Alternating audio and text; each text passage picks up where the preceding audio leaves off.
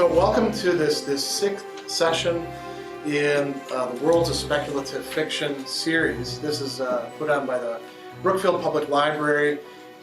It's a monthly series, and the first one we talked just in general terms about science fiction and fantasy and world building and how philosophy could fit in with that.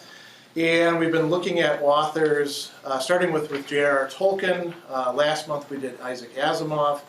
And today we're going to do Frank Herbert, and I was actually going to try to talk about the Dune trilogy, the first three books, but even just this is probably enough for one night. I'll make a few references to it. I think quite a few of you have read a lot of the Dune stuff, so we can have some good conversation about that. What we're doing in this is we're looking particularly at the notion of worlds. That's why I picked the authors that I did, ones who put a lot of time and effort into constructing an entire narrative universe, and then looking at some of the philosophical themes that are key in them. I'm Greg Sadler. Most of you know me already. I'm a local philosopher and speaker, content producer. I do a few other things as well. And I'm also a longtime speculative fiction fan. For me, the reason why I pitched this series was because this is my guilty pleasure. I do a lot of reading for my work, but I don't get to do a lot of this sort of reading for my work. So if I can turn this into something work-related, then I have an excuse to read as much of it as I like. And I've been going back to authors who I remember really enjoying when I had more time, when I was a teenager, when I was a college student. It seems like from graduate studies on, I haven't had that much time to actually do this. So each of these sessions has the same basic general structure. I do a few initial remarks, and then we look at some biographical and historical context, why this person is important, what formed them, discussion of plot and character in the narrative world, and then I've usually got sort of an arsenal of philosophical themes kind of handy, but we could always talk about other ones. And for this one, I mean, there's so many different themes going on just in this one book that I've picked out 5 that I thought were particularly good, but we can certainly talk about others. There's time for general discussion and Q&A after everything, but I also encourage anybody to chime in whenever they want. Comments, questions, all of that's fair game. I've been doing public speaking now in one way or another for close to 20 years, so I'm good at taking tangents and bringing things back eventually to the main point. So you don't have to have any worries about that, and we can go off into whatever you want to discuss. So a few remarks about Frank Herbert and his work and his influence. This is really an extraordinary work in many respects because it's one of the first sci-fi novels to take an explicitly ecological viewpoint on things. You see that woven into the story itself. And you can say, well, other people, were for nature, like, say, Tolkien, was clearly for nature and against mechanization. But he wasn't looking at things in terms of system theory, the way that Herbert would. It's also part of a newer wave of what they call soft, and in this case I'd like to say softer rather than just soft science fiction. There was this tradition of what they called hard science fiction, where it was very much about explaining some ideas that were scientifically oriented. Technology played a major role. In this, there's lots of technology, but Herbert never actually tells you how any of it works. He invents a few ideas about this field or this transformation, but he doesn't tell you anything about that because that's not what's driving the story. It's not about how humankind uses technology to solve the problems of the universe. It's more about human beings and what they're going through and what they're doing. So it also hit the right sort of historical stride. We're fortunate in that we've got some copies of the original serializations in analog, and then this was very quickly turned into a novel. We were just looking at this. This is not the original way it looks. This is I think you said 34th printing of this. Yeah, 31st printing, June 1984. So God knows how many printings it's gone through at this point. But this was what you could call a campus novel. So, like Tolkien's Lord of the Rings, and like Heinlein's Stranger in a Strange Land, and a few other works, it hit just the right time for primarily American, but to a lesser extent, I think, British college campuses. And there were certain themes associated with it that fit in with that. So by the time that the counterculture starts forming, this is one of their books in certain respects. So that's an important thing about influence. Arthur Clarke, who is a major science fiction author, said that this work was unique in the depth of its characterization and the extraordinary detail it creates. And he said, I know of nothing comparable to it except for The Lord of the Rings. So that kind of gives you an idea of the vastness of scope. And there have been some interesting writings, some studies about how Tolkien engages in world creation and how Herbert does it. They're similar in that both of them make up an entire vocabulary and create almost like sort of like all these backstories. We're talking about the other Dune books that have come out. That's been possible precisely because there's so much backstory that's being referred to. Now, myself, I read Dune as a middle schooler. We've got some people in here who read it when it first came out. It was very cool. I don't go back that far myself. I was born in 1970, but I encountered Dune when I was in my early teens, I think, or maybe what they now call preteens, and I was fascinated by it. I thought it was great stuff. And then there's a little bit more biographical information for me. I saw the movie when it came out, and I thought it didn't make an awful lot of sense compared to the book, the David Lynch version, but I thought it was super cool that there was a movie about it to begin with. I was also into heavy metal, and I still am, actually, and one of my favorite bands, Iron Maiden, on one of my favorite records, has a song which they wanted to title Dune. They actually wrote Herbert and tried to get permission from him, and he said, I don't like that kind of music. He didn't like rock and roll to begin with, and he really didn't like heavy metal. And so they called it To Tame a Land. But if you listen to the song, it brings up all sorts of things about Paul being the Kwisatz Haderach, and the Maundib, and the Fremen, and all this stuff. So, it was part of my sort of popular consciousness. And I was very attracted to this character, Paul, as well, because, he's a hero, and he's got all this great training, and he's doing all this wonderful stuff. To go back to it as an adult was quite interesting. You read things very differently, I think, as a teenager than you do in your more mature years. And I found, too, going back to the other books, I didn't really like the follow-ups much when they came out. Now I really like them, because I can understand what he was trying to do, that I had no idea when I was a kid what was going on in those.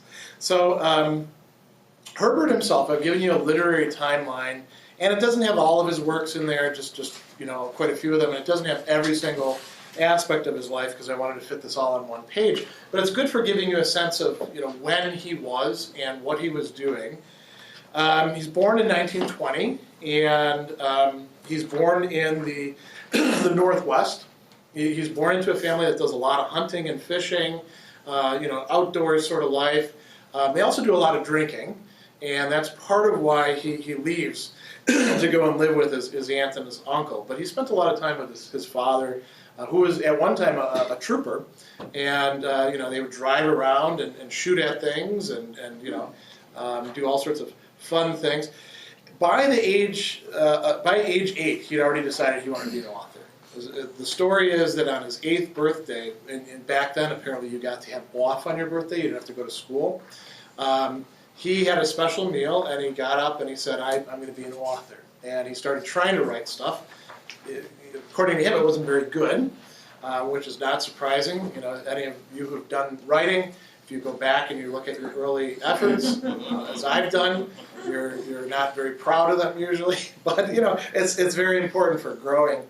So you can see that he ends up getting through high school, and then immediately starts a journalism career. And he does a lot of journalistic writing, in part to pay the bills, but in part because that's what you do as a writer. If you're going to make your living as that, you do that sort of thing. He gets married pretty young. He's only 20 years old when he gets married. That marriage does not work very well. They have a daughter. He registers for the draft. By the time that he does that, the marriage is already on the rocks. He ends up becoming a photographer in the Navy, taking pictures for the Seabees, which are kind of an elite unit in certain respects. I kind of like them because I was in the Army as a combat engineer, and that's what the Seabees essentially were for the Navy. By that time, his wife is already, starting to tell him it's over. I want a divorce. 1943, he gets injured. He trips actually out on bivouac and has an injury to his head. He gets honorably discharged. It takes until 45 before the divorce is actually finalized. And at that time, he starts selling pulp stories. And he doesn't start writing science fiction right away. He's writing other kinds of stuff. And that's probably pretty important, too, for his, you might say, apprenticeship as a writer. We saw something similar a few months back when we talked about A. Van Vogt and his development. He was writing a lot of pulp stuff. Now, he meets his next wife. He gets the GI Bill, so he goes to college. He actually doesn't do well in college because he only takes the classes he wants to take. He has no interest in getting a degree or fulfilling requirements or anything like that. He just wants to learn what he wants to learn, which in a certain respect is kind of admirable. I can understand that sort of business in college. And he meets this woman, Beverly Ann Stewart, in a creative writing class, and she's a writer too.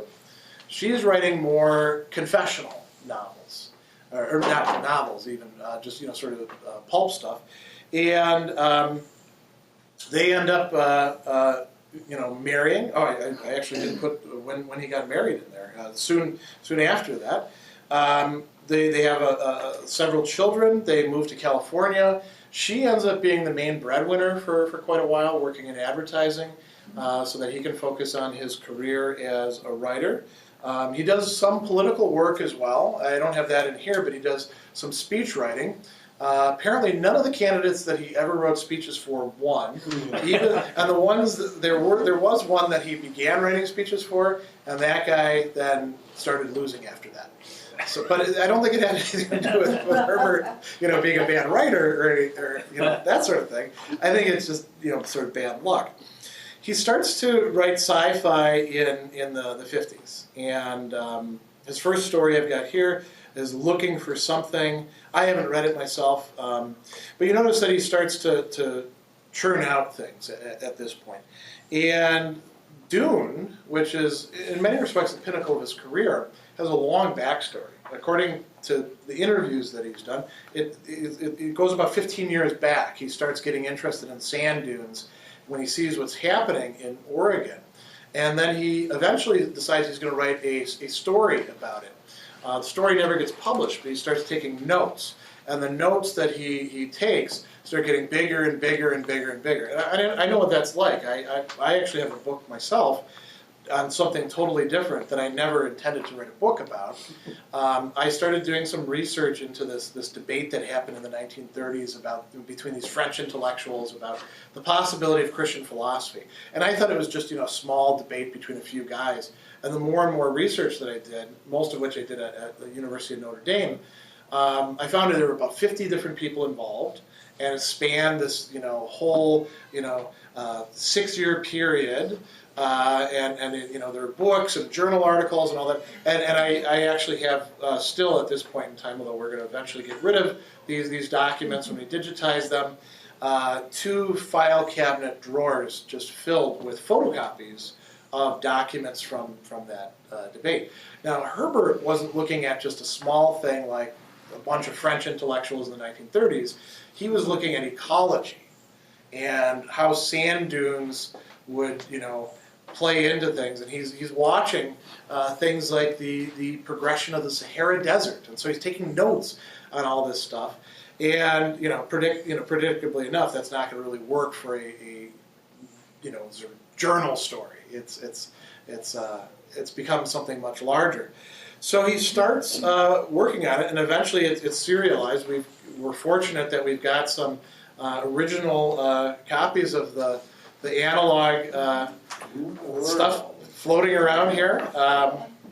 So that's really cool. It's a lot of science fiction at that time was indeed serialized. It was brought out. Come on in. It was brought out, bit by bit by bit. This was very common, not just for science fiction, but I mean it goes all the way back. Dickens. A lot of the stuff that he wrote was serialized. Dostoevsky. And you can tell sometimes when something's serialized because of the way that the chapters end. Often on a cliffhanger. And so when you deserialize it, sometimes you take out some of that stuff, or you smooth over the transitions, or you fix plot holes. And it looks like Herbert did a bit of that. So Dune comes out, and when it comes out, on the one hand, nobody wants to publish it. He goes to about 20 different publishers pitching it. He even does an ad campaign to try to get them to, uses some of the techniques from advertising to try to get publishers interested in it. Even John Campbell, who had serialized it, passed on it. And he said, I don't want to publish this. So finally he gets Chilton, who at that time was only publishing books on automotive parts, as far as I know. They publish it. They take a chance, and it gets snatched up, and people are, they really want to do it. And then some publishers are they see the light, and they're like, yeah, we really should publish this stuff. And now, we have it in easy paperback form wherever you go. He wins a Nebula Award for it. He wins a Hugo Award. He actually ties with Roger Zelazny for that. And then he goes on and he starts working on other projects. He will write a number of other Dune story novels, but by the third one, he actually wants to be done with it. We were talking about this before we started. And the publishers and the fans just keep after him over and over again, so finally he relents, and the stuff comes out. He spends a lot of time as a professional writer. He also does quite a few other interesting things with his wife, and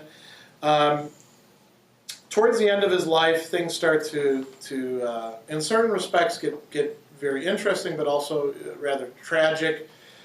His wife dies shortly before he himself dies. The movie Dune is released, kind of bittersweet in part because David Lynch, his version of it, it's very difficult to take something like this and turn it into a feature-length movie. I think an hour and a half is what you've got to work with. About 3 movies or 4. Yeah, think about what they did with Lord of the Rings. Even that, they had to leave out so much stuff. I do actually have something I'm going to pass around. I don't remember this, but apparently the studio started handing out handouts because people were getting confused about what the hell is this? They were referring to all these things in the movie, so they sort of briefed people beforehand. Okay, these are the terms that you're going to encounter. So I'll pass that around, and those of you who've read it, you'll know what all these things mean. But imagine an audience who are just getting there and they've never read this. There's people around them, of course, they're in on the secret, and now they're like, what is going on here? There's no points of reference, and the movie didn't do very well, which was kind of a shame. There was actually an attempt to create the movie beforehand, a long-standing thing that just sort of fell through, which is unfortunate as well. Herbert dies in 86. His health really started to fail in 85. He gets diagnosed with pancreatic cancer. Prognosis for that even today is still pretty bad. Back then, it must have been, he really must have been living on borrowed time. So, his career comes to a close in the 80s. He never really, with any of these books that he publishes after that, he never enjoys quite the critical acclaim that Dune brought him. But they are pretty good. I like them. I imagine quite a few of you like them as well. And he manages to essentially create an entire universe, or the kernel of a universe, in this book. So before we go on to talk about the world, any questions or comments that you guys, or discussion that you guys want to engage in? They did another movie later.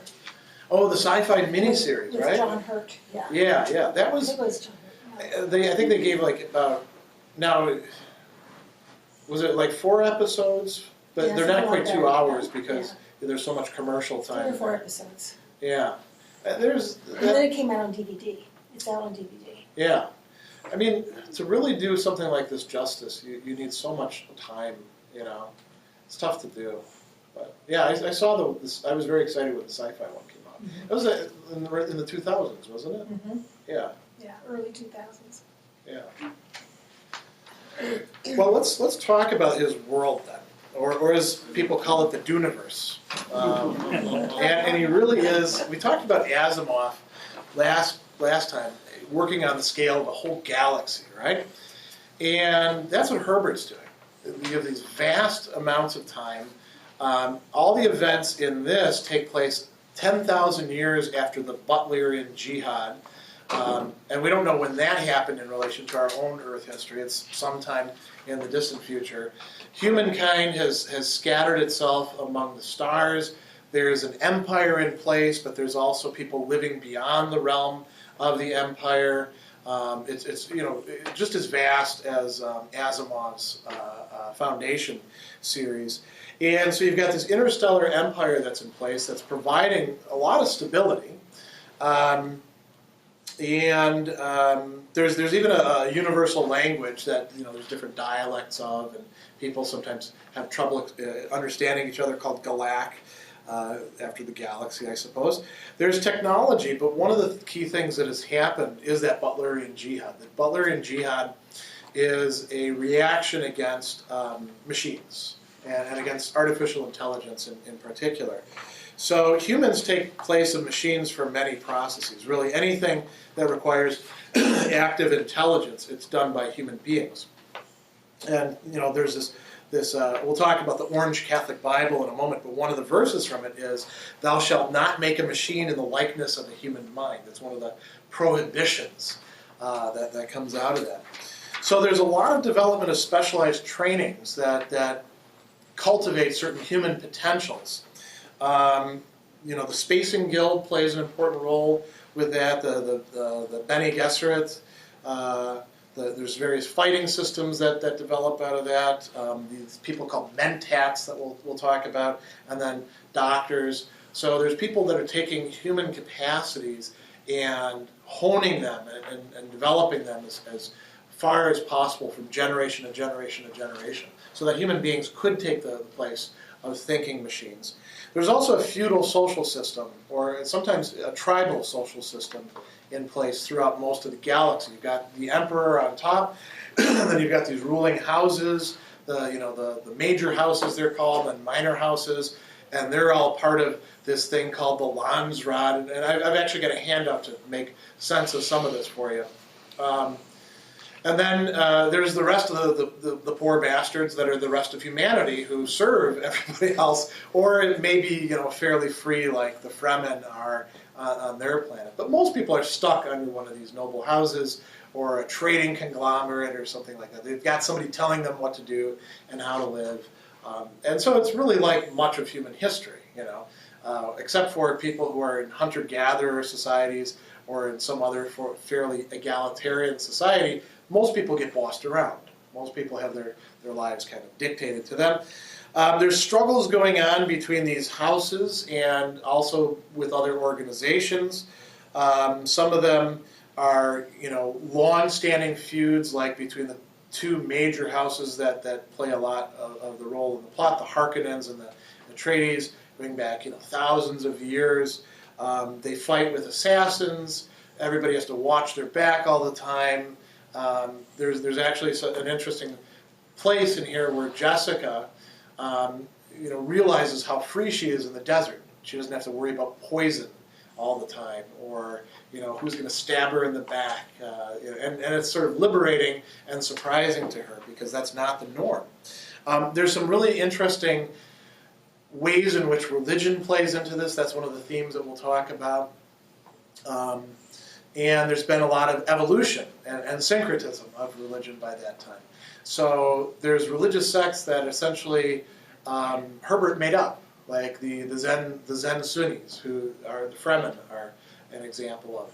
The Orange Catholic Bible is this document that's produced by this massive ecumenical effort after the Butlerian Jihad. The Jihad was this struggle in which humanity overthrows the machines. And then, a few generations after that, religion is still playing a major role. And so they're like, well, we should probably try to all get on the same page. And it doesn't go particularly well. There's actually an appendix devoted to it in the book. It produces all these riots, and things don't go as quickly, but they come out with a document, the Orange Catholic Bible, that manages to sort of smush together all the religions, at least the ones that are participating, and call out what they thought was the essential teachings. But it takes a lot of backing by important factions to get this thing accepted. The Bene Gesserit, who we're going to talk about in a bit, they managed to seed the universe as much as possible with what they call the Missionaria Protectiva, the whole set of legends and ideas focused around religion that they can tap into when they're on a foreign world. And that plays a major role in what happens in the book. Technology, like I said, the technology in this is you're not allowed to have thinking machines, but you're allowed to have all sorts of other cool stuff like force shields and ships that can travel between the stars. And Herbert is really smart with this. He never tells you how anything works. It's just there to support the plot, to make things happen, to open up possibilities. He doesn't get into any sort of, he does tell you that a few things are based on this principle or that field, but he doesn't tell you anything about it because he's not interested in that sort of thing. He's interested in what people make of it. So they have really cool things like, poison snoopers. You can have this device that would be up in the chandelier and sniff out the poison that people are putting into your food and your drink. Paul grabs this thing called the Hunter Seeker, which is this kind of floating thing that will go around and find its victim and then burrow up inside of you. And I think, if I remember right, it goes into your brain or something like that. So there's a lot of really cool technology developed. Some of it is stuff that we're familiar with. Atomic weapons, they're not supposed to be using those, but every once in a while they do. Now there's also all this stuff going on, and I created a handout for you to try to help you. I think those of you who have read this and sort of digested it, all this is old hat to you. Anybody who hasn't, this can be a useful scorecard for what's going on. We have these houses, and there's 3 houses that play any significant role in this book. House Carino is the ruling house, the empire. Shaddam IV is the emperor, and theoretically everybody's under him. Their main source of power, besides vast wealth, is these elite fighting forces, the Sardaukar. And they are trained on this prison planet, which is just hellish conditions. They are tougher than everybody else, at least until later on in the book, when it turns out that they're not the toughest guys. House Harkonnen is another one of the major houses. They were originally banished for cowardice. And the Atreides played a major role in that. This happened millennia ago, and they've been getting themselves back up in part through economic building, through trade. They're also very brutal. They're the ones who control the desert planet Arrakis at the beginning of the novel, and they will control it through a good portion of it. They're out to kill the Atreides. They're out to destroy them. And Baron Vladimir Harkonnen is the main protagonist. He's got 2 nephews who play a major role, one who he doesn't like, the other one who he really does like, Fade, and he's kind of grooming. And they're really well connected. They're going to end up being the main bad guys in the story. House Atreides, this is where the heroes are coming from. Leto is the Duke, and he's going to die very early on in the story. They live on Caladan. They are known for their nobility, their fair dealings, their justice. They're sort of the white hat guys. Although there's nobody who's totally good in Herbert's stories. And then there's the Landsraad. The Landsraad are all these noble houses. and they are sort of a check on the power of the emperor. They get together. Landsraad is, this old word that Herbert liked it, like Tolkien did, liked to take old words and use them for new purposes. And the Landsraad was in sort of an assembly of the nobles. Sort of think about what was going on in the English Magna Carta, right? We talk about that as the barons, the nobles asserting their power against the king and being sort of a counterforce. That's what's going on constitutionally in the Dune thing. And then there's this Choam or Coam company, which nice mix mash of different words here. The Combine Honnête Ober Advancer Mercantiles. They're the ones that control economic trading throughout the known universe. So they're incredibly rich. All the noble houses have a stake in them. Some of them get to be directors. This is the source of their power, their wealth. And one of the key commodities that's being traded is this spice, melange, that the desert planet Dune is the only place where you can get. And that spice ends up being incredibly important, not only for people who get addicted to it, but also for some of these other factions that are playing a role here. The Spacing Guild, these are humans that, early on, all the way going back, 10,000 years to the time of the Butlerian Jihad, they were developing the high-level mathematics and the associated sort of mental capacities that would go along with it. And they weren't doing it just, for the sake of we love math or something like that. They did it so that they could understand space and time. And the ultimate effect of that is being able to travel between the stars. Guild navigators you have to have them because otherwise you can't carry out the calculations required to get from planet A to planet B. So without the guild, there wouldn't be any reliable space travel, which means they have a monopoly on that, which means they can charge anybody whatever they like to get from point A to point B. And if the guild wants to screw you over, you're done. You can't get off planet. And they play an important role. They also use spice in order to be able to do this. So they're dependent on that planet. The Bene Gesserit is another order of, you could think of them as, in some respects, superhumans by training. And these are all women, and they go all the way back to the time of the Butlerian Jihad as well.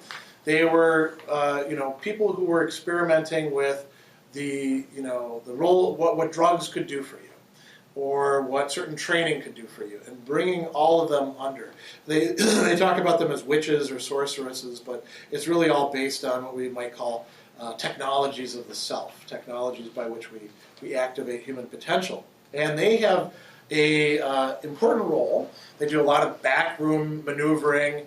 Many of the noble houses will have, the males will have a wife or a consort who's from the Bene Gesserit, and because of that, they really run a lot of the show. And they're doing this in part because they're engaging in this massive breeding program. They want to bring about a person who is called the Kwisatz Haderach.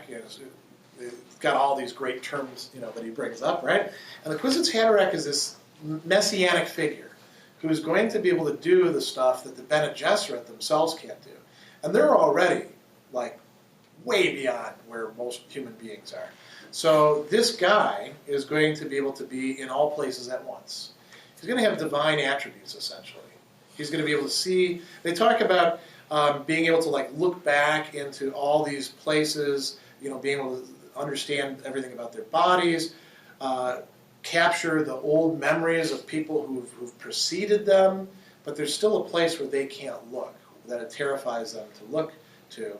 And the Kwisatz Haderach is going to be able to look there and will be able to understand everything. So it's kind of an interesting idea. They don't really know what he's going to be, but they're trying to breed him. And the way that they do this is by taking what they view as the best humans from all these noble houses and, mix a little bit here and a little bit there and marry them off. And this has been going on for thousands of years that they've been doing this.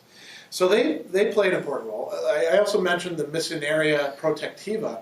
These are legends and prophecies and practices that the Bene Gesserit have established on all these worlds through the galaxy.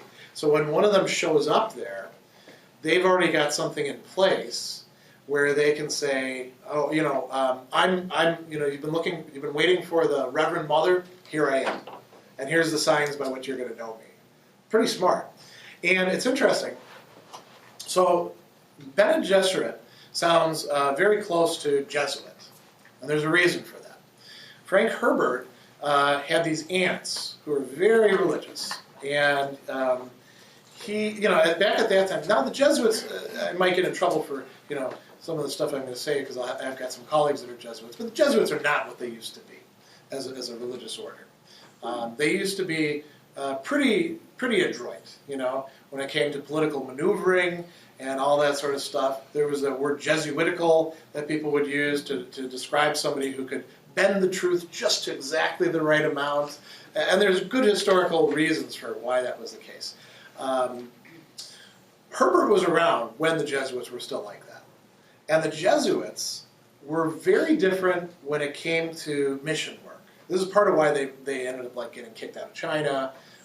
It was felt that they went too native when they would do their mission work.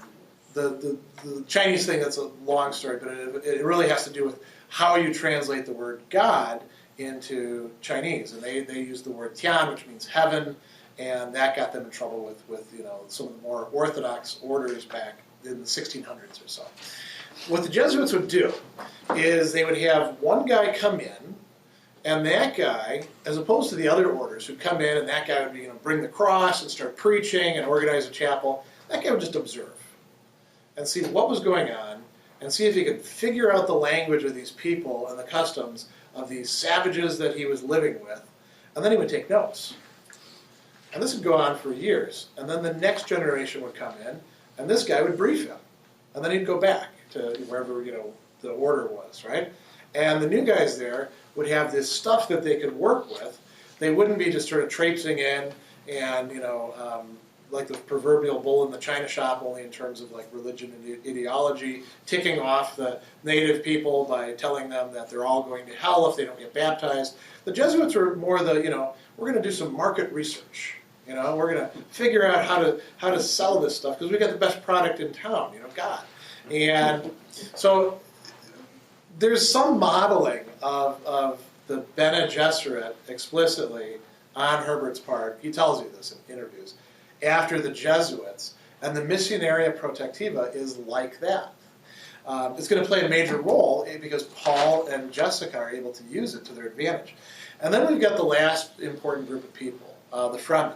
And the Fremen are originally one of these, sort of minority groups of religious people, the Zen Sunnis that are wandering around. They spend some time in slavery here and there, and eventually they make it to Arrakis, where they adapt to the very harsh desert climate and become some of the most dangerous people in the world, or in the universe. Because conditions are so difficult on Arrakis that if you're weak, you die. And so over time, just genetically, they're developing, for example, their blood coagulates like that, which is very important if you're in a environment where water is everything. They have all this stuff going on Arrakis that nobody else knows about until Paul and Jessica end up sort of getting into that. So we should talk, that's all world stuff, right? We should talk about the plot then. The plot, and I'm going to go through this very quickly, is these noble houses are feuding. House Atreides is supposed to take over Arrakis, and what's happening is there's a trap laid for them. House Harkonnen is in league with the Emperor, and they're going to engineer a sort of, combined military attack that is going to destroy House Atreides. And the reason they're doing this is because the Duke has been training soldiers that are almost as good as the Sardaukar. So it's threatening the Emperor's position. Harkonnen wants to destroy him anyway. Leto,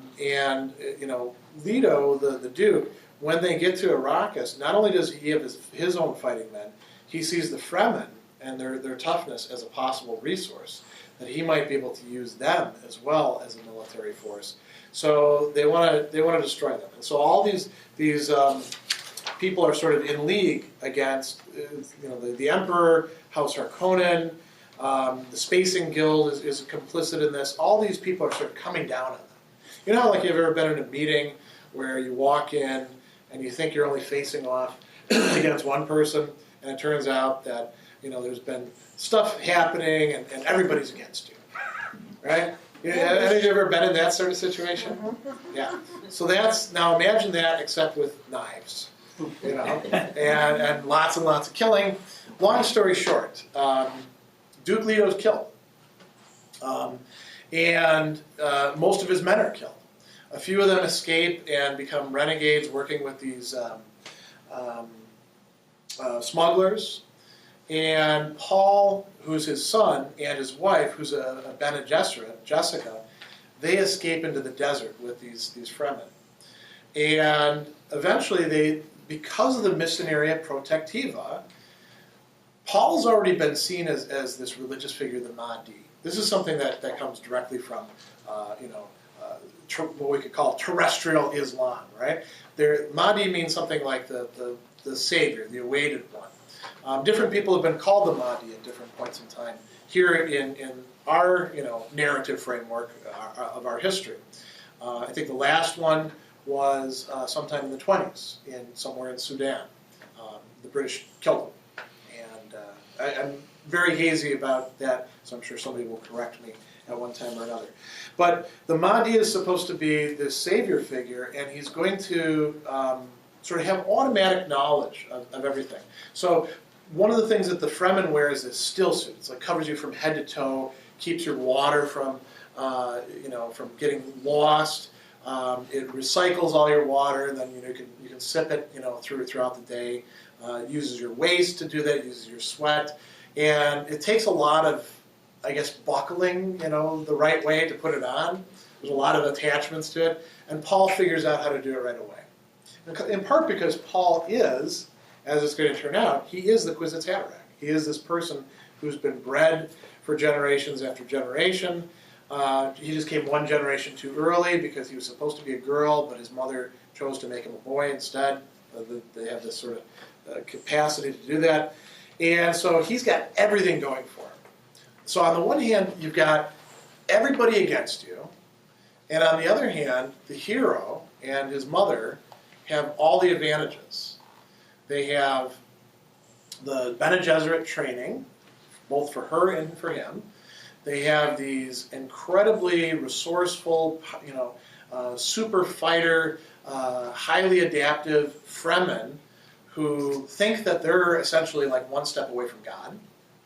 And really, in many respects, they are.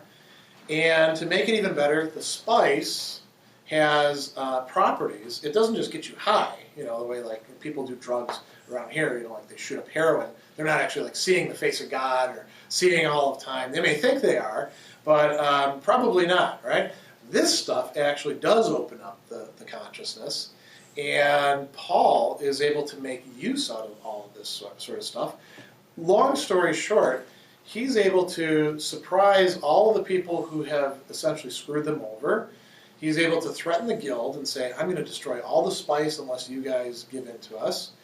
He gets the Emperor and the Harkonnens to come to Arrakis to finally wipe him out. And when they do, under the cover of a sandstorm and riding sandworms and using atomics to destroy the shield wall that keeps the sand from coming in, they have a massive military victory. And they're able to destroy the Harkonnen power. They're able to make the Emperor give in. He gets to marry the Emperor's daughter, and now the Atreides are on top. And that's the end of the story. There's one other important wrinkle. Paul, this whole time, once he becomes conscious of who he is and what's going on, he can see the future, but he can see multiple futures. And in one of those futures, there is another jihad happening. But it's not, when we hear the word jihad, we think of like people fighting in one place in the world, right? This is across the entire universe. And he wants to prevent that, we talk about, thousands of people dying.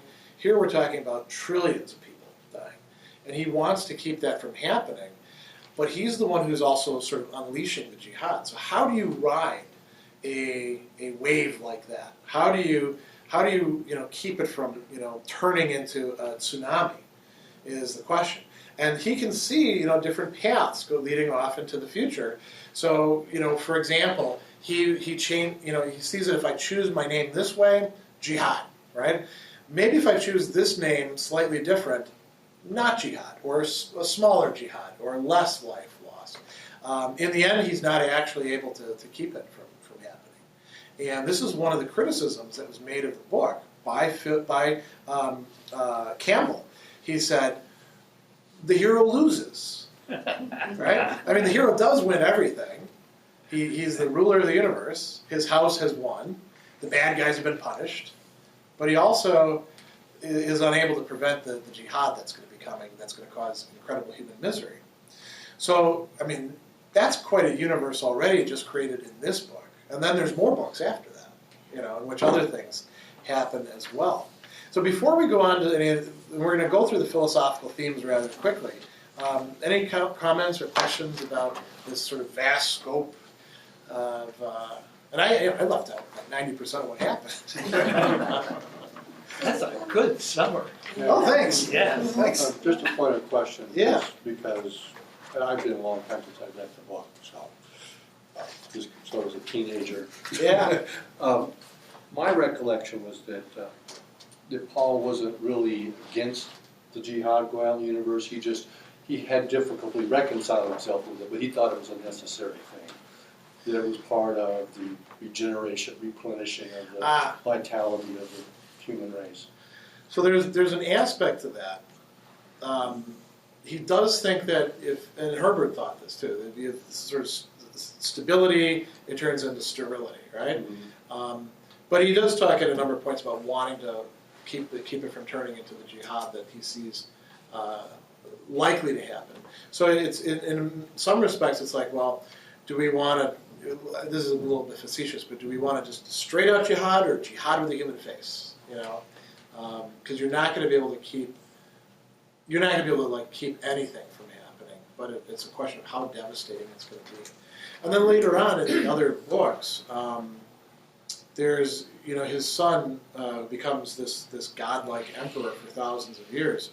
Sees human beings essentially. There's a lot of different paths where the human race itself will end up dying. And he establishes this golden path to try to avoid that. And part of it has to do with that notion of, well, you got to stir things up, or else it gets stagnant, and then the race will die out. So, yeah. How did he? God, there's so much stuff here. Oh, How did you think of Asimov and his universe kind of developed over time as he wrote stuff? This is the first book. Yeah. How did he keep all of this straight, and how did he develop it? Is there any? Did he talk about that at all? Did he have great big flow charts all over the place? well, he had tons and tons and tons of notes. I don't know about that, like how he charted it. Yeah. That's an interesting question, and I There's all these unfortunately people, all these different Yeah, I was, organizations. this is something we talked a little bit about last time. If you were going to try to write something of that scope, you probably would need something like a spreadsheet, right? Just to keep track of everyone. Later on, at the very end, we're going to talk about George R.R. Martin, who has so many characters. Fortunately, half of them die, at any given time, right? But there's just so many people in play and so many plot lines. How do you keep from even just like making mistakes and mixing up one person for another? And then add in all these made up, or not actually made up, a lot of them are actually taken from Arabic or Persian, or all these words, that he uses. I mean, the one thing I can say is the research that he was doing on this took him years and years and years. I think the one thing that might have helped him stay grounded is to use that plot device of having these historical documents come out. Oh, yeah. So, I mean, that kind of like he could write that stuff, and then he had to make everything fit.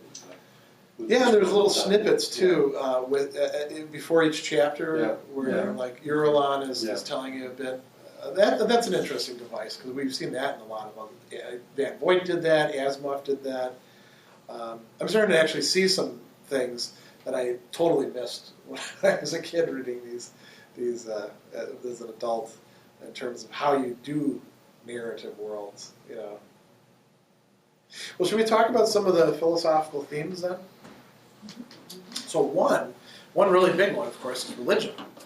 What is religion's meaning and role? And you know, some people have said that Herbert was just sort of anti-religious, and he was trying to show that religion is basically just about power or domination or superstition. And I don't think that really works because you can't, even if you think that it's not something you would believe in, you can't invest that much time and thought and sort of research into it without at least becoming an admirer of certain religious viewpoints. And religion plays such a massive role in Dune, and not just one religion, but a whole bunch of different religious aspects. Some of the characters in the Dune universe do see religion as something just for those ignorant masses to be exploited. Like the Guild explicitly thinks that about religion. The Bene Gesserit kind of do that because they've got that Missionaria Protectiva. That's how you keep the savages from killing you when you land on their planet. You've already got some stuff laid out by generations before you. Another way of looking at religion, and this is, I think, what you see Paul Atreides himself articulating in here, and I think this is probably closer to Herbert's view, is that it's a way of making myth in not just the past from the present, that it intersects with things that are real, like politics and economics and social structures, and that it reinterprets it and gives it a transcendent meaning. And that can be good or it can be really bad, like jihad, where everybody thinks that they're cleansing the universe of the infidels, that can be pretty horrific. And another thing that they're dealing with too is how to make sense out of suffering. Religion plays an important role in that. Now, there's a couple interesting quotes that I have directly from the book that I think express different views on religion. So one is, when religion and politics travel in the same cart, the riders believe nothing can stand in their way. Their movements become headlong, faster and faster and faster. They put aside all thoughts of obstacles and forget the precipice does not show itself to the man in a blind rush until it's too late. This is something that somebody's saying to Paul. And that's part of what's happening with the Fremen. You've got all these religious forces aligning. That's what's going to give them the drive to take on pretty much the rest of the known universe. And so, forces are being set in motion. Another thing that, and I forget exactly who said this in the book, I should have written it down, was much that was called religion has carried an unconscious attitude of hostility towards life. True religion must teach that life is filled with joys pleasing to the eye of God, that knowledge without action is empty. All men must see that the teaching of religion by rules and rote is largely a hoax. The proper teaching is recognized with ease. You can know it without fail because it awakens within you that sensation which tells you this is something you've always known. And so there's a distinction there. Sometimes people talk about religion and spirituality as different things. I think that's actually not that great of a distinction. But that's something sort of like what he's talking about there. That there's a lot of religion that ends up being just sort of going through the motions and becomes part of the social structure. But why is religion around? Because when it's working well, there's something in people that responds to it that says, oh yeah, I get this. This gives transcendent meaning. And then he's got another passage. Religion must remain an outlet for people who say to themselves, I am not the kind of person I want to be. It must never sink into an assemblage of the self-satisfied. So again, contrast there. But in that case, the emphasis is not just on responding to something. It's about, well, how do I make sense of the fact that I'm screwed up and I'm not what I would like to be or even what I pretend to other people to be? And then how would I, if I do recognize that and I feel bad about it, how would I get from this point to this point? And that's something that every major religious tradition has, in fact, given us some teachings about. And in fact, a lot of those teachings tend to align. If you're out there killing your neighbor or screwing them over, it's going to be really hard to move from that point A of realizing that you're not what you want to be to point B of being something closer to what you were intended to be. And so that's, there's a lot of interesting facets to how religion plays into this. And you could say this, that the role of religion is ambiguous. It's clearly very important. I don't think that Herbert provides you with a theory of what religion itself is. He provides you with sort of snippets. And that's probably as good as we can get on that. When you look at really good work in comparative religion, like Huston Smith, for example, he won't try to say, well, here's the one thing that all religions consist in. Instead, it's more like, well, there's this messy thing we call religion, and we never find religion per se. We always find Judaism or Islam or Buddhism, and it's Buddhism of this variety taught at this place and practiced in this way. It's similar with Herbert. He doesn't, he's got general remarks about religion, but then there's religions, and they play different roles and different people within them. Some are hypocrites. Some are very oriented towards trying to figure out what is this all about. So that's one key theme. Another big theme, I think, that is speculated a lot about today, and I hope this promotes some interesting discussion, is this whole thing about the thinking machines, and that Dune is set in a period when mankind has made a choice against the thinking machines, and the reason they made the choice was because the thinking machines ended up screwing them over, and at first, there's this great line. Once men turned their thinking over to machines in the hope that this would set them free, but that only permitted other men with machines to enslave them. This is the theme that we've seen running throughout philosophy. Aristotle talks about, in his Politics, he talks about why we need slaves. And Aristotle gives an argument for what he calls natural slavery. As it turns out, most people who are slaves, according to Aristotle's view, shouldn't be slaves. Most people who are masters shouldn't be masters. But there is still some scope for that. And then one of the things that he says is, if we had looms that would weave back and forth the shuttle by themselves, we would not need slaves to do that. So the promise is, if we had technology that was self-directing, and we didn't have to rely on the tool of tool, the hand, and the mind to do it, but we had, self-directing technology, then we could all be more or less equal. We'd still have some problems, people would, cheat on each other, and, some people would kill each other, but we would certainly reduce the amount of that, and we could reduce human misery. Jean-Jacques Rousseau has a book called The Origin of the Discourse on the Origin of Inequality. And he sees technology as playing a major role in that. Metallurgy, in particular, but also agriculture. Technology, by its own nature, helps to produce more and more complex societies. Those tend to be less and less egalitarian, and more given to all these social forces. We have so we've got sort of two different views. Is technology potentially liberating, or is it something that makes things worse while making them better? Because it turns out it's usually both, right? And a lot of technology is two-sided. And then when we get to artificial intelligence, we start thinking about robots or whatever we're going to have, and we start thinking about things that are like us, we're not all that comfortable with it. Some people are very uncomfortable with it, right? And there's been a lot of talk recently about, well, should we have artificial intelligence, or are we setting ourselves up for some sort of cataclysm? There's quite a few big opinion formers who have come out recently and said we shouldn't pursue artificial intelligence. And Herbert is playing with these themes, decades. This is back in the 60s, right? So 50 years ago. He's bringing these issues up. Of course, he's not the only one. But he frames it as humankind makes a decision. We're not going to have thinking machines. So then the question is, well, how are we going to get things done? Right? Because if we're not going to have shuttles that move themselves, who's going to do that work?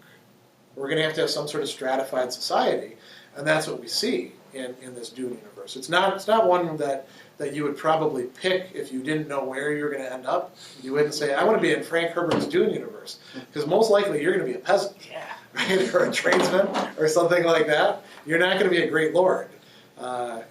very, maybe very tiny chance that you could, yeah. And if you're a high mucky muck, then they're trying to kill you all the time. Yeah, well, all the other high monkey Assassinate bucks your are trying to kill you, yeah. And the people under you are envious of you and might try to kill you or might betray you, yeah. So it's not a great existence for really everybody. Yeah, there's not a lot of characters in here who are happy. The Fremen are actually the happiest people because they live in a fairly egalitarian society. They're free, but they also, they're a tribal society. So they settle issues, even like leadership disputes, by killing each other. So their lifespan's not super long, and that's if the desert doesn't get you, or the worms don't get you, or so. But this idea about the thinking machines, what are our worries today? We've got science fiction things like Skynet in the Terminator thing. We have the Matrix, right? These machines in the Matrix series. Is that really what we're worried about happening? Well, I think it's about just your relevance. What happens? What happens to you? When the robots take your jobs. Not just take your job, but I mean, if AI is the next evolutionary step, then we are no longer relevant. Yeah. So maybe consciousness will just be, and we'll no longer need this. So is it something that we want to take that next step in our evolutionary process? Or do we want to say, well, we have to halt it at a point because we have to maintain some relevance. Yeah. We cannot just be not useful. We can have no use. Yeah, people can't live without meaning, as it turns out. Yeah. They can just sit and watch reality shows all day. I don't know. How would you even do that? I mean, Well, you wouldn't even have a a few no, but I people. mean, you wouldn't even have commerce. You would have nothing to maintain. Yeah. You would be useless. The argument on the other side is it frees up creativity. That the artificial Yeah, maybe. intelligence takes care of the routine and enables the relevance to be in the area of creativity. Notice, though, that a lot of creativity requires that you invest a lot of time doing stuff that you don't want to do so that you can acquire those skills. Like I'll use an example. So I used to work with an art department, and so I talked with the art professors, and they were incredibly disciplined, right? Because they had gone through college and they were successful artists, and I asked them, well, what's your number one complaint about your students? They said, what we'd really like is to have these high school art teachers quit telling their students that they're talented. Because they come in and they don't want to take the drawing class. They say, I already know how to draw. And they offered like drawing 1, 2, 3, all the way up, because you need to learn how to draw before you're going to learn how to paint. And these students would be like, I already know how to do all this sort of stuff. I'm talented. I'm what do we call it, a precious snowflake or something like that, right? And they'd be like, no, what you did in high school, that's a great little start.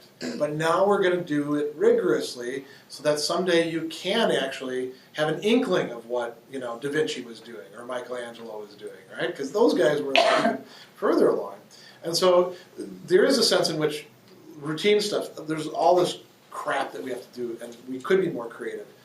But with the things where the creativity reaches a higher level, if you do make everything easy and sort of sap the will of human beings, how are you going to get them to be creative like that? Yeah.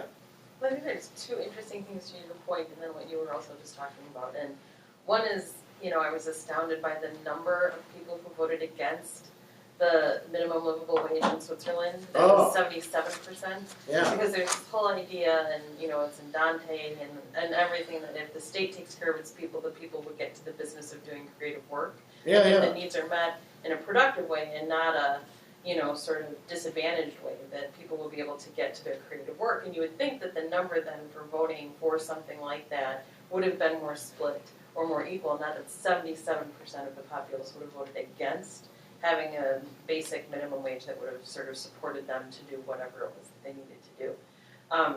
But the other thing is, I don't know if it's robots so much anymore, but if social media is an indicator of sort of like where people are getting their news, then the big thing right now, right, is that Elon Musk is telling people that we are indeed part of the hologram and that there really isn't, a reality. And so I think that people are having very different conversations about relevance and how we sort of pin our relevance to something. Because if we are part of this mysterious, non-thing or part of a program or whatever it is, then are we even qualified to judge what relevance would be in the grander scale? One of the things that's come out of the Elon Musk thing, because he's one of the people saying AI is going to kill us all, right?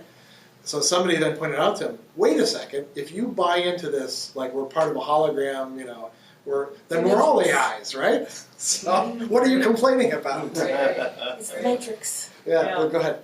Yeah, I think you set up something here with your analysis I want to throw out, which is, and I think you're taking an existential thing. Yeah. Because, you can look at a lot of these different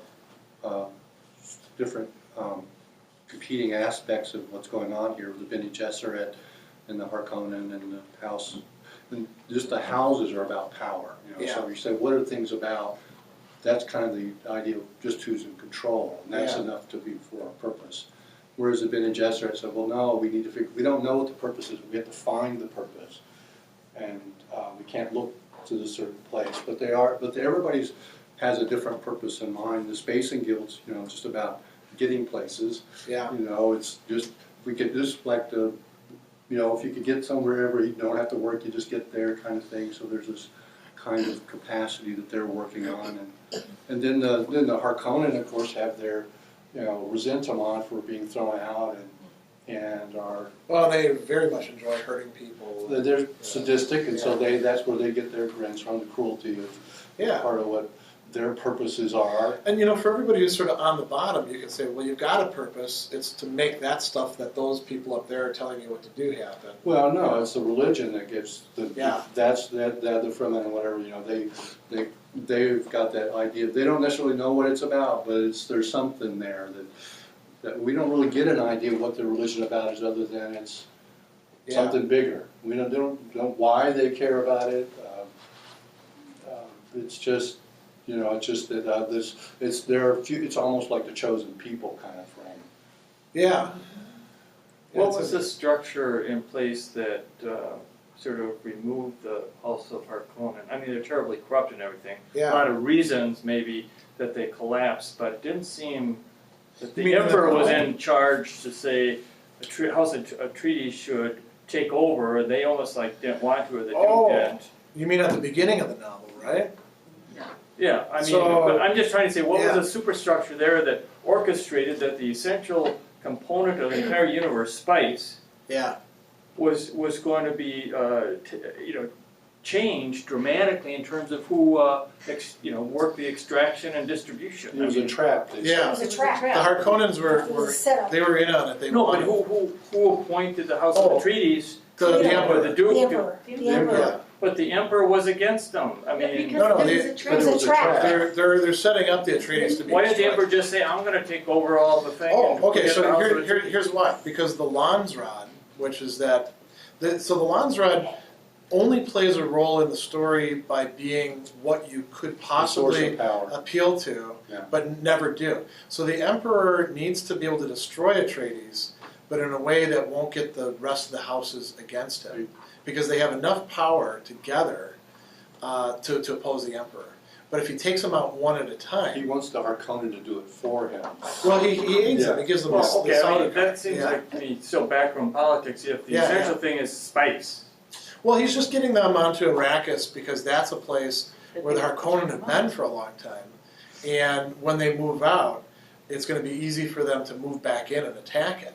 Whereas they've okay, tried. I guess maybe I just Yeah, they've and tried in we the just past. watched the movie. I guess with Yeah. John Hurt Yeah, and that's whatever. the So problem. maybe that's different than what's in the No, book. It's in the Essentially, movie, but it's so- if spice is the essential thing, then why screw around with the politics and the power? Just get the spice Oh, because harvested and distributed. there's more than one essential thing. That's the thing with Herbert. He takes an ecological perspective on everything. There's never just one thing. Everything's always like a whole bunch of systems interacting with each other. So you've got like these base human motives, like I'm going to get that SOB, that the Harkonnens There are. were plans And if I within remember, plans. and if I remember correctly, Atreides is so popular. House Yeah, Atreides yeah. is so popular. Well, because The Landsrod is getting behind Atreides. Yes. And if Landsraad Well- gets behind Atreides, Right. they could overturn It was the Emperor. threatening the emperor. And Yes. the There would be a Atreides, civil war, Wipe there would them be a out. civil war which would threaten Yeah. the spice, which is why the space guilds again. And the spice must Space flow. guilds in on the Spice trap. must flow. So it's all this kind of, everybody's trying to keep the order in place. So Yeah. it was in order to get rid of House Atreides, And if they you, put and him if you there. read the later books Yeah. written by his son, it explains what happens between the Harkonnens and the Atreides. oh yeah, and there's references to it in here. But it gets very specific. Yeah, So the Bene Gesserit are like building these superhumans, but even that's not enough. sort of, yeah. I mean, And they're- they have to, I mean, there's people doing things, but what's enough? And so that notion of what a purpose is, so that's the classic Federac in some ways is the idea of a purpose. yeah. And but that purpose just falls back on just keeping the human race alive and vital. Which, Yeah. what's interesting to me about that is why wouldn't you be just as threatened by a superhuman Ah, as a computer? so that's one of the other things that we're going to move to. That's a The good Mahdi good is segue. the Christ figure, is the Savior, and it's Yeah. embedded in the common interest in being fair to people who fundamentally feel that they've been screwed in life for centuries. No, I think there's a lot of psychological reason why people feel more comfortable about it, but when you're just going down to the like, is it better at me than everything that I can do? Yeah. So What's so my purpose now that it exists? Is my purpose only to serve the computer? Is my purpose only to serve this messianic figure? Yeah. Or is it in me in and of myself? And which is better? Should I be comfortable with being for something else besides myself? So Herbert says this about the Dune trilogy in an interview. He says, the bottom line of the Dune trilogy is beware of heroes. Much better to rely on your own judgment and your own mistakes. And that's, so that, you know, you get a hero who essentially becomes the guy who takes over the universe in this. And then that continues on for a while. And you can see something else opposed to that early on in this book. One of the Reverend Mothers who's examining Paul Atreides tells him this: a world is supported by four things: the learning of the wise, the justice of the great, the prayers of the righteous, and the valor of the brave. But all these things are as nothing without a ruler who knows the art of ruling. Make that the science of your tradition. And the idea is there, we could call this pluralism. We need not just one principle, one thing running the whole show. You know, we need a number of different competing values to keep things vital, to keep things, you know, in certain ways relevant, right? To keep things going. That opens up space for people to then make their own mistakes. Now, of course, if you make your own mistakes, generally in this universe you die, right? or you go into horrific slavery of some sort. But there's a sort of a, you could say, a kind of rivalry of perspectives being offered by Frank Herbert in there, putting these things in his characters' mouths.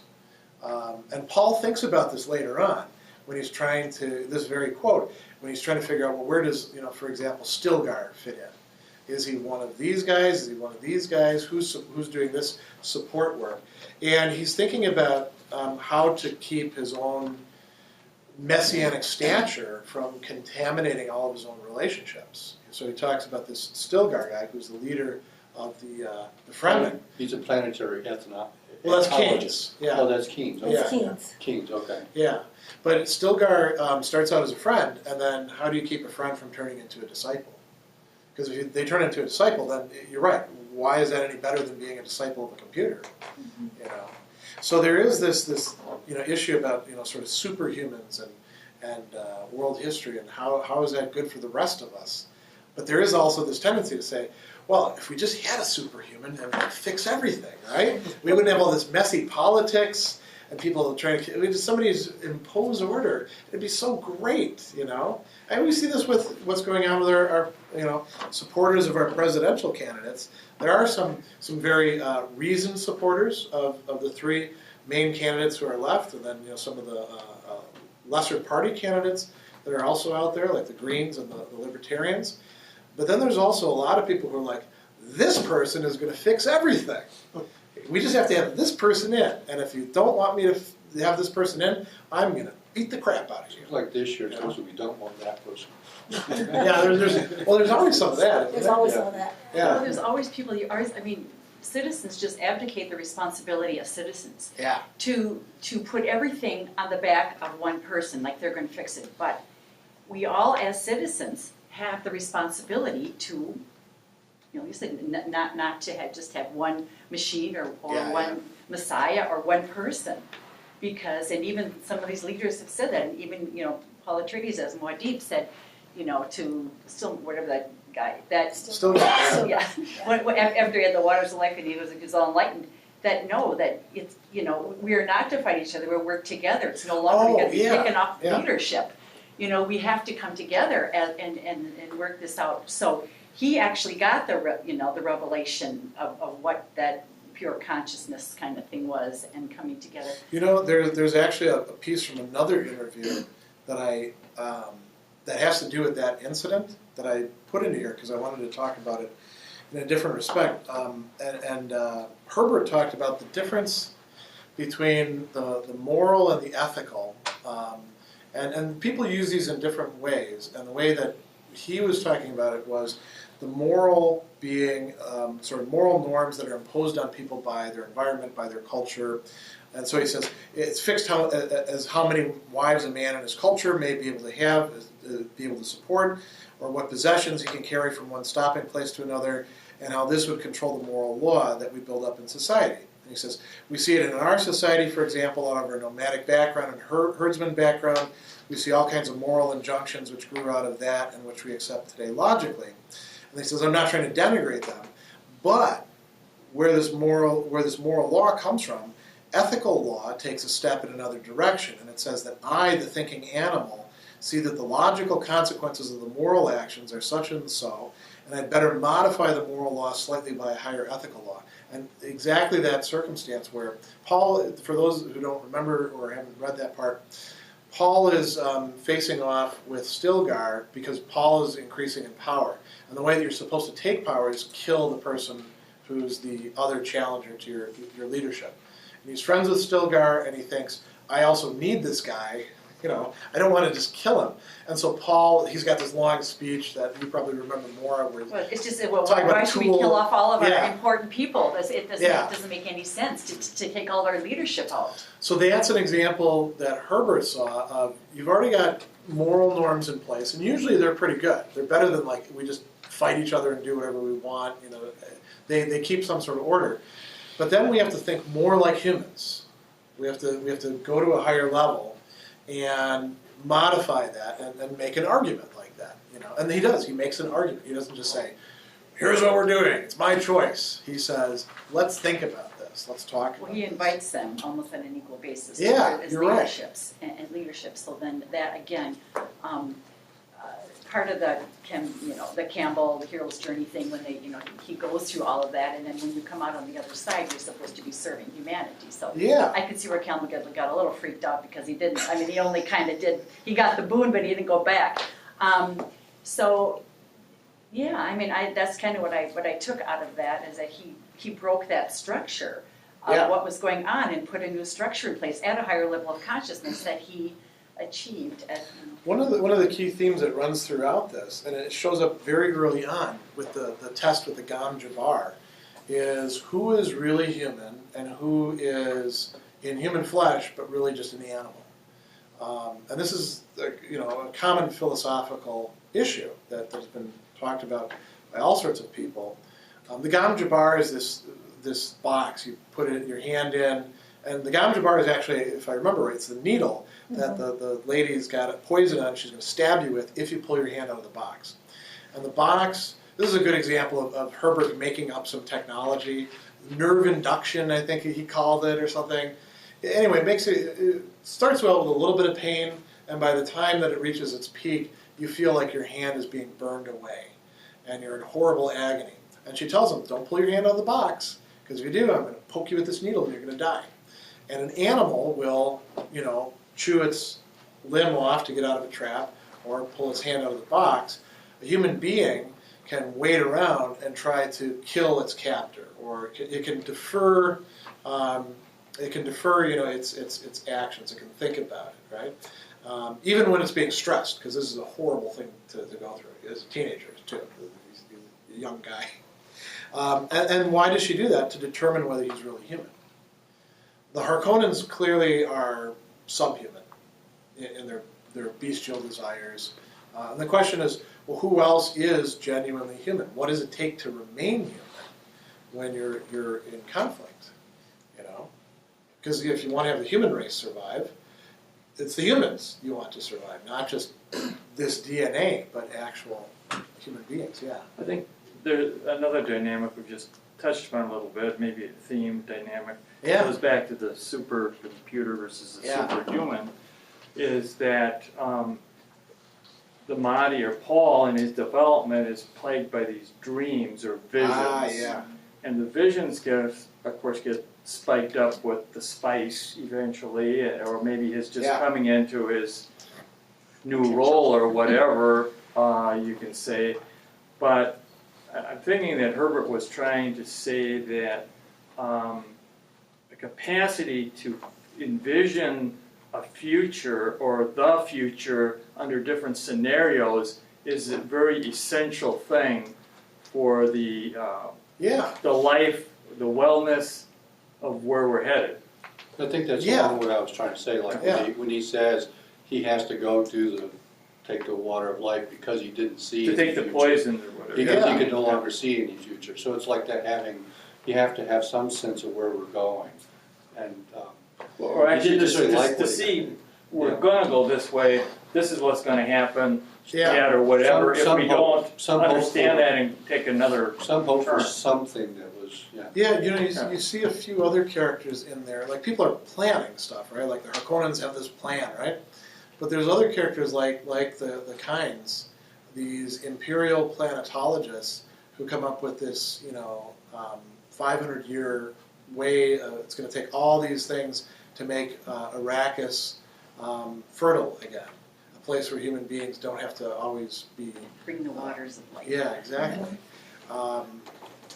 So that's an example too of thinking differently, thinking about an alternative future and then what would be required. And that's distinctive. You're right. That's distinctively human, as opposed to just thinking, how do I screw my enemies over?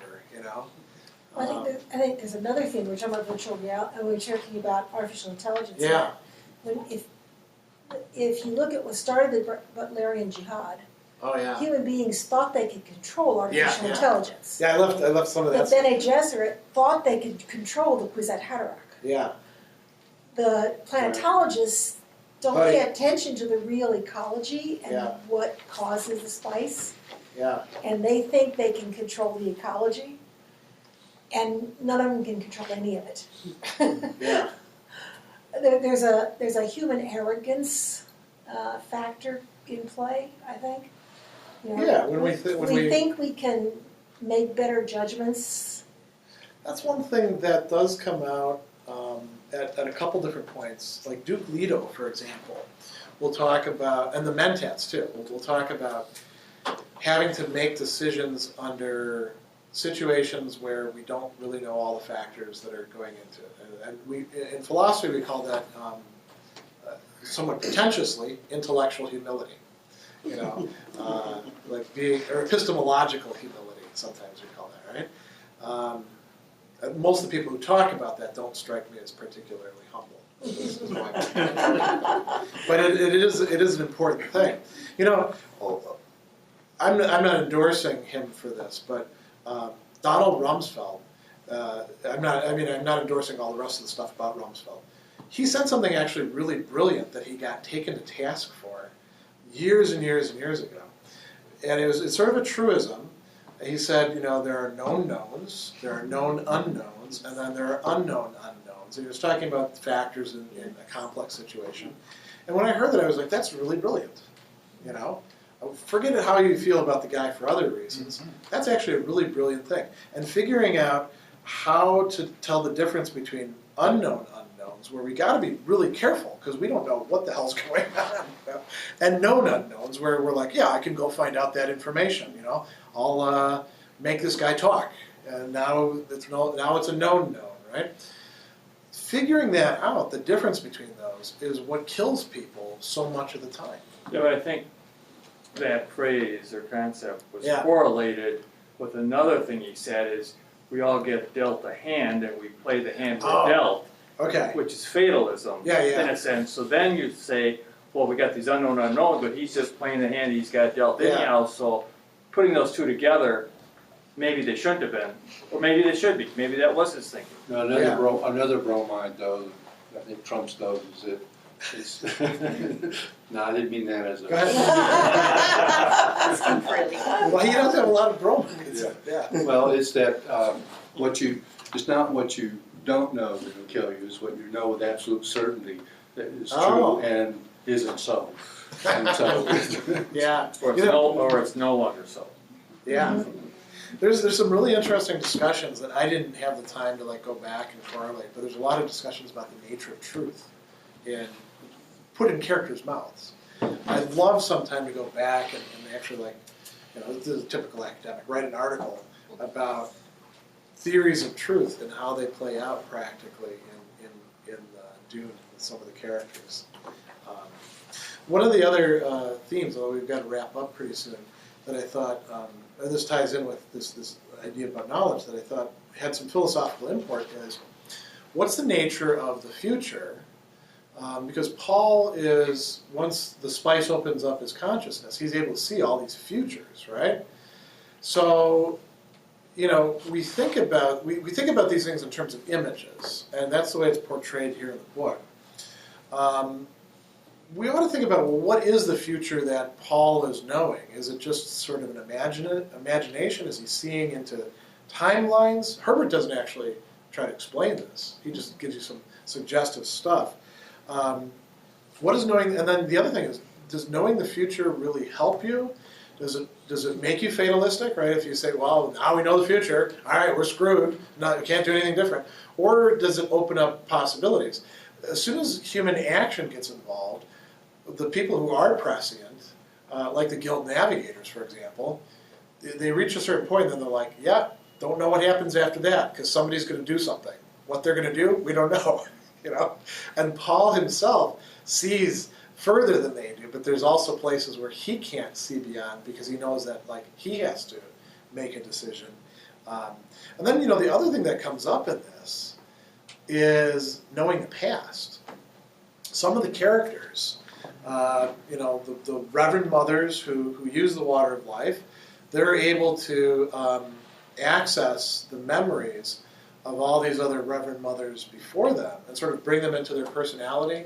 Sometimes this can be a bad thing, like the unborn child in Jessica, Alia, it can be dominated by, and she's going to be dominated later in one of the other books by one of the egos, by Harkonnen actually, by Baron Harkonnen. But Paul can also do that too. That's how Paul realizes that they are part of this Bene Gesserit breeding program and that the Baron Harkonnen is actually his grandfather. That Jessica is actually his daughter. So you've got this looking to the future, and what is that? What is the future about? And then you've got making sense of the past. And we look at the past as, well, that's done, we know all about it, we've got our history books. But how much of the past do we really know? That's a good question. How much of the operative past do we really have a handle on? Are we only really seeing this little slice here? Technology does some stuff for us, right? We record things, but there's so much editing that goes in. We used to do Super 8 movies, and that was when my dad had a Super 8, and the things that he thought were actually worth going around and looking at, all of that's gone now. Some people change them over to digital files, but that's just such a tiny little slice of the existence that it's supposed to be portraying. It gets taken like it's the whole of it, This person got photographed doing this thing at this time, so that's the way they always are. Yeah, and we know that's not the case, right? It's what's deemed important at that Yeah, time by that exactly. person Well, to save for posterity. and the statement that history is written by the winners. Yeah. Yeah, or whoever happens to leave footage around. Yeah. Yeah, you're right. We use Whoever's that. writing We're it. recording it for Yeah. posterity. Yeah. And what significant piece of importance do you want to remember for posterity? And it's subjective. You And know, yeah, by the they point person's out that everything that's put in experience. the time capsule is the least informative. Really? Yeah, because, what people think is gonna be, Oh, in the future, interesting. yeah. And as far as the future being able to affect it, I mean, just as a quantum principle, anytime there's an active observation, it automatically Yeah. changes it. Mhm. So, you can apply all these different things to understand, what would be, and, the past is just a way to learn how to behave into the future, into the present, so you know how to address your future. I mean, that's, you kind Yeah. of pull them all together, like, you take your experiences from the past to to live your life now, to change it so you can be better in the future, so you sort of mish them all together. Yeah. I think we're forgetting one. I'm just making all that up right now. No, when it comes to like dealing with time, there's certain, you might call them like a standard repertoire of positions that philosophers have discussed, and what you're talking about expresses one of them, because I think that we don't have like an unlimited number of options of how we're going to look at time.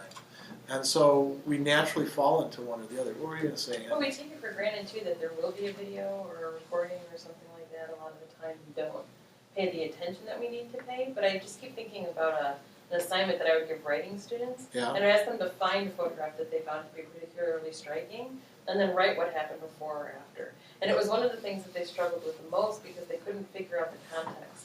And it was really troubling to them because they wanted to be able to craft either something super fantastical or, something that was just like completely different from what they were seeing in the image because it felt too mundane. And the idea of just talking about what is was so unappealing to them that more often than not, it could be a family photo and be like, and then a fight broke out. There was always some big drama. It wasn't just Well, and this was the embellishment, family because photo. the ordinary is just not Yeah. enough, right? Yeah. They used to say about my mom that every time she told a story, it was different than the last time she told it. Maybe we just need to download everybody's memories, so that there'll be this file of Maybe we memories. sort of compare them against each other and see. And it's Yeah. just- But two things. One is, as I've gotten older now, I've tried to go back and think about my family, my Yeah. upbringing, etc. My parents never took a lot of photographs, and it was expensive. Yeah, I have virtually no pictures of the inside of the house that I grew up in. None. yeah. They just, like, what did the bathroom look like? What did the bedroom look like? I have an idea, but the house burned down, so it's gone. Oh, yeah. Can't go back. And then the big generalization is I found with a lot of people in America, most people don't care about history. They don't read it, they don't study it, they don't think about it. So there is no past. Well, I For those people in a way. I just want to say, all those stories your mother told you were all true. In some sense, I suppose. Yeah. Kernels here and there. One of my uncles is particularly good that way too. He's very funny, but you're never quite sure what part of the story is invented. Yeah. Well, that's probably a good place to close because we're a little past time. Thanks very much for a great conversation. And next time is Roger Zelazny, The Chronicles of Amber, July 15th. July 15th? July 14th. 14th. Oh, that's good. Bastille Day. That's good. Because his main character was in prison for a good portion of the story. Excellent tie-in.